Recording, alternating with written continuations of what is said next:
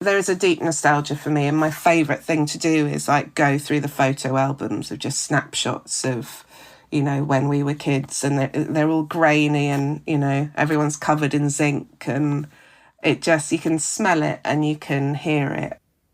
I don't know if you saw the American TV series Mad Men, starring John Hamm as advertising creative Don Draper. It's often held up as one of the examples of peak TV drama. It was stylish and very addictive. Anyway, at the end of the first series, there's this scene where Don is pitching a campaign to executives at Kodak for their new slide projector, and he hinges the whole thing on the idea of nostalgia. Nostalgia. It's delicate, but potent. Teddy told me that in Greek, nostalgia literally means the pain from an old wound.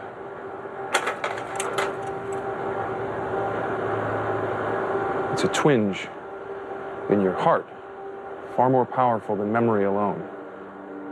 That relationship between nostalgic longing and old wounds is something that plays out across all 4 of Evie Wyld's novels. You may well have read Evie before. Her second novel, All the Birds Singing, won the Miles Franklin, and in 2021, her follow-up, The Bass Rock, was awarded the Stella Prize. Her books are dark, often trauma-informed, but she has this remarkable capacity to capture the tenderness of memory. I'm a big fan. She's also divided her life between Australia and the UK, growing up a bit in both. And that dislocation, a kind of permanent homesickness, has also underpinned much of her work. And once again, her latest book, The Echoes, teases out that twinge more powerful than memory alone, exploring how we tell stories around and into the absences that define us. I'm Michael Williams, and this is Read This, a show about the books we love and the ghost stories behind them.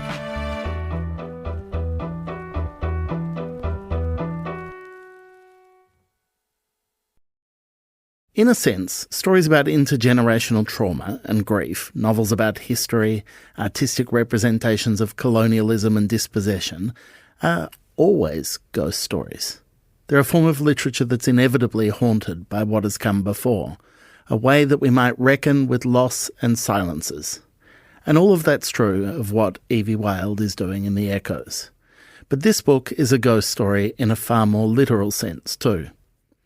Max and Hannah's relationship, at the heart of the book, is in many ways typical of a couple in their late 30s. Debates around marriage and children, niggling doubts and anxieties, tensions they can't talk about. But Max is dead. He says, "I do not believe in ghosts, which, since my death, has become something of a problem." What follows is a novel not just about how difficult it is to ever truly know someone, but about what it means to try to hide from your past. And for Evie Wyld, thinking about her own past begins, inevitably, with thinking about Australia. When I was a kid, I was just like, I am Australian, and I would affect a bad accent. But obviously, you can tell from talking to me, I live in London. I was born in London. A lot of my bios seem to say was born in Australia but lives in London, and I think that's just because it's just easier for people to understand. I am technically half Australian. My mum came over when she was 21. She lived in a pie shop in Parramatta, and she came over in quite an unusual way. Went travelling. She's very working class, and she met my father, who was very, very British and couldn't deal with Australia at all. Got absolutely slated whenever he went over there, and very burnt and bitten. And so there was never any possibility really of us moving over there. And I think what I picked up on as a kid was, apart from the beauty of Australia and where my family subsequently moved to, which is a sugarcane farm in northern New South Wales, like the freedom of that place and the smell and the birds and all of that stuff, that was something that I thought about constantly as a child, and I dreamt about it so much so that when I was there, I would be really panicked that I was just having a dream and I was going to wake up. And I think that comes from my mum's homesickness, really seeing her in a park in London find a gum tree and just like scrunch up the leaves and really inhale it. And for me, that kind of got passed on. And you know, when she came over, it was a 36-hour flight, and you know, the idea of doing that more than once every 2 years, and the expense and all of that stuff, and also, you know, she didn't have a landline. I think just being cut off from your family in such a way when you're so young, it kind of really built up this quite heavy homesickness that I kind of inherited. As for like, do I feel more or less? I don't know. I lived in Australia in my 20s in Sydney, and I think by that point I was I was really feckless. I ended up living in a flat share with some people from Portsmouth in the UK because that was the only place I could find. And it was on Bondi, and it was all really just embarrassing. And I got a job working for the Red Cross, like going door to door in the suburbs, and I got $1 every time somebody bought something off. I was completely hopeless. And I'm sure that added to my feeling of, you know, maybe this isn't my home. But yeah, it just, I didn't have any direction, and I didn't feel the roots that I wanted to feel. And I think that's part of being from two places, that when I'm here in London, I yearn for Australia, but it's the same the other way around. What's the relationship between that part of your identity and your imaginative, creative self? I think, apart from my last book, The Bass Rock, I think all of my books have started from a daydreaming, like a sort of nostalgia. It's easier for me to write about a place I'm not in, and to kind of, in sort of April in London, think myself into December in New South Wales. I think that is like, it's like a yearning. And it's kind of the collection of all of those family stories that I was listening to when I was a kid. There is a deep nostalgia for me, and my favourite thing to do is like go through the photo albums of just snapshots of, you know, when we were kids, and they're all grainy and everyone's covered in zinc, and it just, you can smell it and you can hear it. Like whenever I hear a butcher bird or a magpie, it's like instant transportation. Or the Pakistani mangoes are in season at the minute, and just like I go down to our local shop and walk back just smelling one like a lunatic. So yeah. I love the fact that you identify that one of the kernels of your books is nostalgia as a starting point. How does the line go so swiftly from nostalgia to trauma? Just out of curiosity. I think everyone's got both in them. I mean, I'm a big horror fan. That's probably what's going on. I think every beautiful setting is vastly improved by a monster or a ghost. Fair. So I think for English people in particular, Australia does hold like some of the last monsters, you know, like whether it's snakes or spiders or sharks. I think there's stuff that when you're in England, being English, you feel very, very afraid of. And actually when you're in Australia, you forget about it and you go swimming in the river and it's all fine. But, well, most of the time it's fine. But yeah, I think my family live on a river that has sharks in, and it floods every now and then, and so the house is up on stilts. And I think just the concept of sharks underneath your house is like such a beautiful, horrific thing. And I find there are so many of those things available in Australia. While intergenerational trauma and echoes of the past themes that run through all of your work, this is perhaps the one that most explicitly, most overtly ties some of those ideas to the colonial experience in Australia. And I'm curious about whether there was an anxiety about going down the barrel of that big, tricky conversation. Yes, it's a huge anxiety. And I think, you know, by this point in my career, I feel like when you're anxious about something, you kind of have to head towards it a bit. My main anxiety about it is I'm not articulate on it, But I think that was the point that I started from. And then I realised that one of the big problems is we're not articulate about it because words cannot express what happened and what the English have done.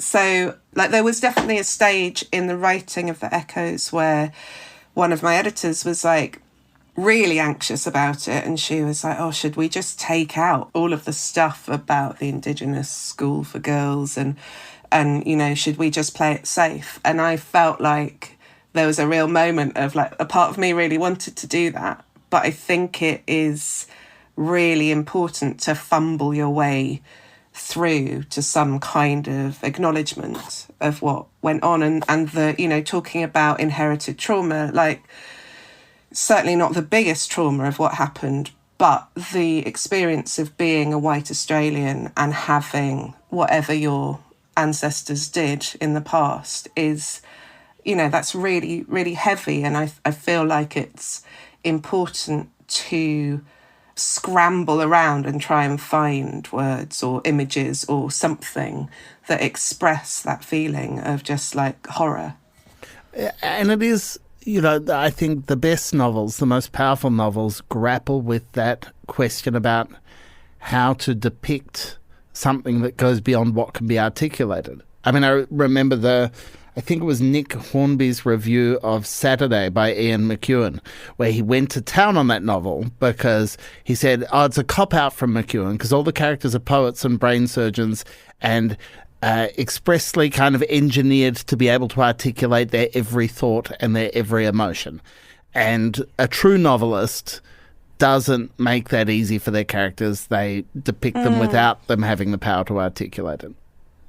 Yeah, I think that's a good point. And I don't find that there's much... I'm not that interested in people who have succeeded in life that well and what their idea is on the world, because it's kind of in the cracks that the interesting people live. And I think it's really important that you don't finish the book with an answer, because obviously I don't have an answer. And I don't think there is an answer. I think it's just, I don't know if you're allowed to swear on your podcast, but I think it's fucked. You can beep it out. I think it's about trying to kind of lock into that feeling that you get when that anxiety, you picked up on that kind of feeling of in your chest when the subject comes up, and trying to form it into some kind of shape. And that's never going to look pretty.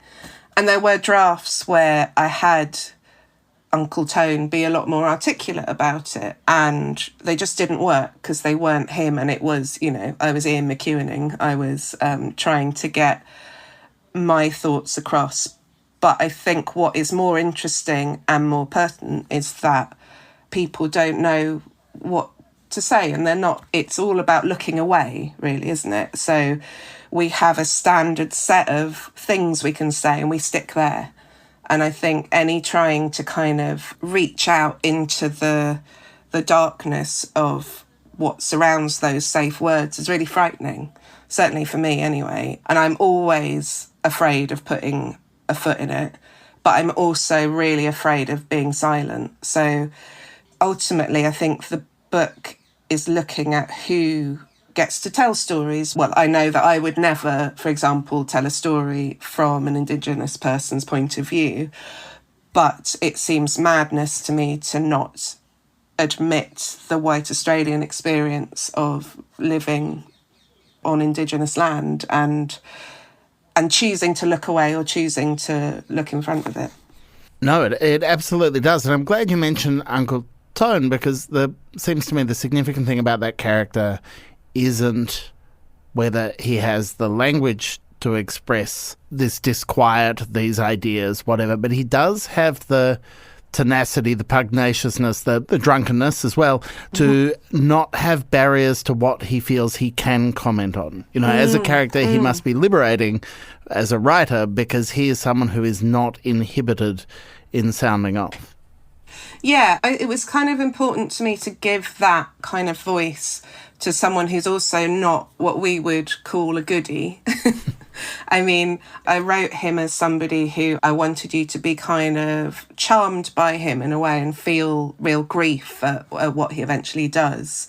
And I was sort of thinking about, within the Me Too movement, in particular comedians that were accused of correctly of doing terrible things, and how their friends like stood up for them and then were shouted down, and that discomfort of there's someone you love and they've done a terrible thing. It doesn't mean you don't love them anymore. And that awkwardness. So I really wanted to give him the mic for talking about those things, because he's not some pious, right-thinking person. He's just scrabbling around in the dirt with the rest of us. He does memorably say there's no unfucking it, is there? Once you've fucked it up, there's no unfucking it. Yeah. Do you believe that? I think there's trying to unfuck it, which is important. I mean, I don't think the things that we have done are unfuckable. They're, what would we do? Yeah, I just can't figure out what that would be. Once we've silenced a whole language and a whole, I don't know, we've just put a muffler over everything. I don't feel like British politics is robust enough for the colonial experiment to be rejected and all colonial Australians to return to Britain. I feel like that we wouldn't be well received. I think, we'd have to open up the Isle of Wight. Yeah. When we return, Evie reveals the story behind her own haunted house and why writing from the perspective of a ghost can be a whole lot of fun. We'll be right back.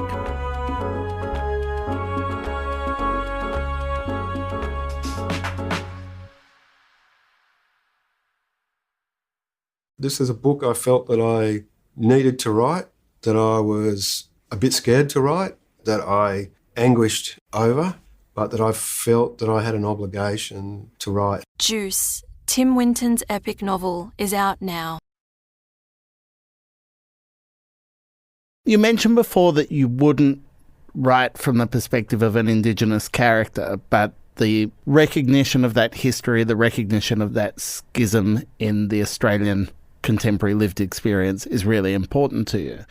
And I'm curious about how you approach that, how you approach, as you said, so much of the Echoes is about who gets to tell a story. Are there points where you found yourself at the limits of a story that you felt you should tell? Yes, definitely. I think I've walked the line, but I would be absolutely open to hearing where I haven't. I felt awkward talking about death of Indigenous people, and I was like, but I can't leave that out, because that is what we did. And I feel the landscape of Australia is so steeped in blood that it felt embarrassing to leave it out. But yeah, I think I'm absolutely sure that I have blundered into things unknowingly, and I would be delighted to know what they are. It strikes me one of the things that raises the degree of difficulty for you in being sensitive to those questions about how to handle death and belief and spirituality in other cultures is The Echoes is a book that has fun with, for lack of a better way of putting it, questions of mortality and the afterlife, and that, it's a ghost story at its heart. Do you believe in ghosts? I believe that people see ghosts. The Echoes, the London parts of The Echoes is set in a house that me and my husband fled because it was haunted. But at the same time, I don't really believe in afterlife. So I believe it is, we had a new baby. I believe babies are haunted. Oh, babies are deeply haunted. Absolutely. Little fleshy haunted houses. Yeah, absolutely. But so, we both experienced sort of some weird things happening, and all of them on their own totally explainable. There was a swarm of bees in our bathroom. That's because there was a swarm of bees swarming and they found a hole and came into our bathroom. But because it was happening at the same time as I was not quite hallucinating, but I could see with my eyes that there was no woman there. but I could picture a woman in the doorway looking at me, and she looked like no one I've ever seen before. And it had such a feeling to it. And there were smells and there were noises. And, you know, I don't know. It's a funny thing to look at your partner and go, shall we go and live with my mother? Because there's a ghost here. And for them to go, yes, take the baby, let's go. And now we look back on it and we laugh about it. And I'm sure, you know, I was terrified because I had a new baby. I was sleep deprived. I was, you know, who knows what the sort of drugs I was on for the cesarean were doing. And, you know, we were both just having daily meltdowns. And the noise of a crying baby is haunting itself. I come from like a background of like, there's loads of ghost stories in my family, and, you know, they're those really great ones that have no neat ending. They're just horrifying. They're just like, I opened a box, there was an old man in there, and he went, shh, and then, you know, and that's it. There's no closure. It's just like, ugh. I mean, firstly, close the box. Forget other closure. Just put the lid back on that box. Throw a match in. Yeah, so I believe that we are very strange creatures, and that one of our coping mechanisms is ghosts. I feel like it was really interesting in writing the book, like having to kind of set down on paper what rules my ghost can have, and what constitutes a ghost. When my father died, I would see him everywhere, you know, but it would be a real human being walking down the street, and I'd be walking behind them and they would be walking just as my father did, in his clothes, and I hadn't seen their face, but I would follow them and I'd be like, that's just him. And what's the difference between that and, you know, somebody sitting on the Enfield bed at night, or like, you know, having a dream about them where they say some stuff to you, might be complete nonsense, might be something that you've been really worrying about that was unfinished. And that's kind of like that, you know, the unfinished business of ghosts. I feel like it's all so tangled up with who the living are. How much fun is it then as a writer to introduce an element that sits beyond what we know or what we believe, and you just say, I'm going to set a new set of rules for the story I'm telling? It doesn't have to adhere to the things that I know in the world or the kind of story I've told before. I get to wipe the slate clean and say, okay, in this world, Max is dead and Max is going to talk to us. Yeah, it was great fun. I had a lot more fun than you can see in the book.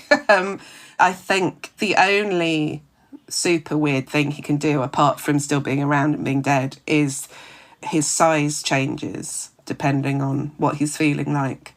But I did have versions where, you know, he was like, when you die, you sink into the brickwork of the house, and, you know, and then he could see all the other people who died there. And it became wild and mad and really difficult to find the story within. So in the end, the most interesting version of him turned out to be someone who just feels a bit impotent. Like, you know, they hadn't finished what they were going to say and they can't say it. And seeing the parts of his girlfriend, Hannah, that he hadn't seen before, you know, that she can sing, that she talks to herself, who she is when she talks to herself when she's entirely alone, and he can't have any input in it. I feel like it's such a massive, fun thing to write. And actually all of the other... I had several weird monsters that were floating around at some point, and I really enjoyed them, but they just weren't the story I was trying to tell. I love the recurring thread of you having fun and then producing something that's traumatizing for others. That's you're like, oh, I'm having a great time and I'm playing, and it's, you know, it comes from a place of joy and nostalgia, and it's like, that's just where the fun is. Yeah, it is. I do think it is. I think it's exciting, isn't it? I think I'm not Death's biggest fan, but there is a part of me that's like, to be on that cusp and just to go, I'm going to find out the thing that nobody knows is kind of amazing. You know, it comes back a bit to that idea of the inarticulate again. Is in a relationship, there are things we can't or don't say to one another. And by building a relationship, by describing a relationship to us through the lens of death through the lens of it being over gives you an opportunity to sketch out the things that could never be said between them.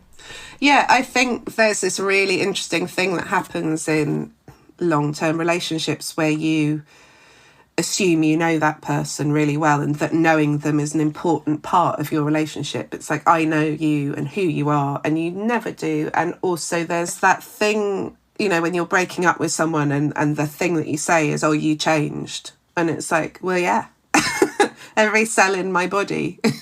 And I took on 2 decades worth of information and the world changed. And, you know, we changed constantly, and the idea of that being a bad thing. And I think within relationships, it's very easy to get a sort of pinpoint in a person and go, this is where I want you to stay. And that's my comfort zone. And when they move out of that, it becomes very uncomfortable and you miss the old version.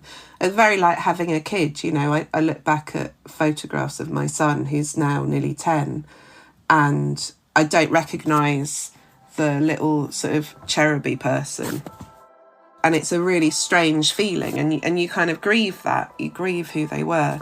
I think there's something like that goes on in romantic relationships, that you're just like, you kind of hook onto them and you're like, oh, please don't change. This is perfect. And then you both go off in different directions, and the inability to acknowledge that is, I think, really sad. So just before I let you go, to clarify, are you willing to try your childhood Australian accent on us now before you leave? Show us how bad it is. Right, let's think. What would I say? There's a shark in the park. Strong. Strong choice. You. And you went straight back to how a about shark. this? Hallucinating. Oh, that's great. That's not bad. I've got a whole new interview of questions about why hallucinating is the word that gets you into your Australian self, but that makes sense. That was perfect. I can't fault that. Thank you. Evie Wyld, thank you so much for your time.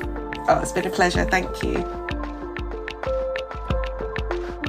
Evie Wyld's latest novel, The Echoes, is available at all good bookstores now.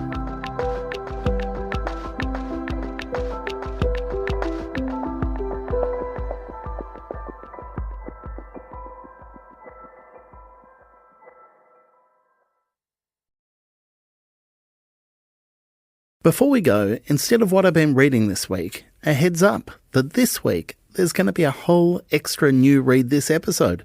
2 in 1 week. Madness. Because tonight they're going to announce the winner of the 2024 Miles Franklin Award. The shortlist is Hossein Asgari with Only Sound Remains, Jen Craig with Wall, Andre Dow's novel Anam, Gregory Day's The Bell of the World, Hospital by Sanya Rushdi, and Praiseworthy by Alexis Wright. 5 of the 6 shortlistees are from small independent publishers. 3 of the 6 are from debut writers. The prize is $60,000, and it's an award that, despite its checkered history, still carries a significant amount of cultural clout. The new episode will drop tomorrow with me chatting with the winner, so keep an eye out wherever you get your podcasts.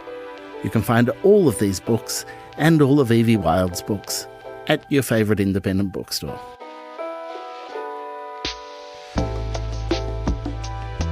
That's it for this week's show. If you enjoyed it, please tell your friends, subscribe, rate and review us. It helps a lot. Read This is produced and edited by Clara Ames, with mixing and original compositions by Zoltan Fetcher.